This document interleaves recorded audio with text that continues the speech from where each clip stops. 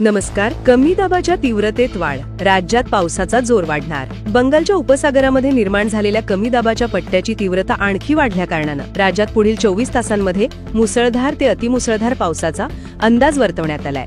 काही भागांमध्ये मेघगर्जन आणि विजांच्या कडकडाटासह पावसाची शक्यता असून कोकण, पश्चिम महाराष्ट्रासह राज्यातील घाटमाथ्याचं क्षेत्र आणि पुन्हा एकदा मराठवाड्यात जोरदार पावसाची शक्यता वर्तवण्यात आली आहे. वरील भागांसाठी हवामान विभागानं ऑरेंज अलर्ट जारी केला असून उर्वरित राज्यात पावसाच्या मध्यम स्वरूपातील सरी पाहता येलो अलर्ट जारी करण्यात आला आहे.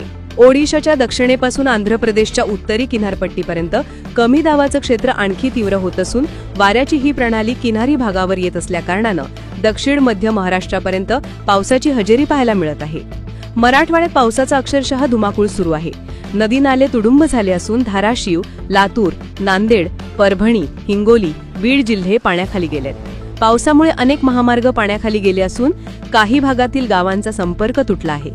दरम्यान आज रात्री कोकण, मध्य महाराष्ट्र, विदर्भ, मराठवाड्यात हवामान खात्यानं अतिजोरदार पावसाचा इशारा दिला असून या भागात पावसाचा जोर पुन्हा वाढणार आहे.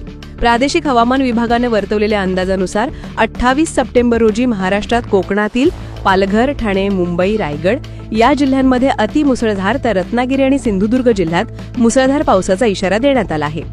तर मध्य महाराष्ट्रातील नाशिक, पुणे, सातारा, कोल्हापूर जिल्ह्यातील घाटमाथ्यावर अतिवृष्टी होण्याची शक्यता असून या जिल्ह्यांच्या उर्वरित भागात मुसळधार पावसाची शक्यता आहे. तर अहिल्यानगर, सांगली, सोलापूर या जिल्ह्यांमध्ये मध्यम स्वरूपाच्या पावसाचा अंदाज असून मराठवाड्यातील छत्रपती संभाजीनगर जिल्ह्यात अतिजोरदार तर उर्वरित मराठवाडा आणि विदर्भातील सर्व जिल्ह्यांमध्ये मध्यम पावसाची शक्यता हवामान खात्यानं वर्तवली आहे.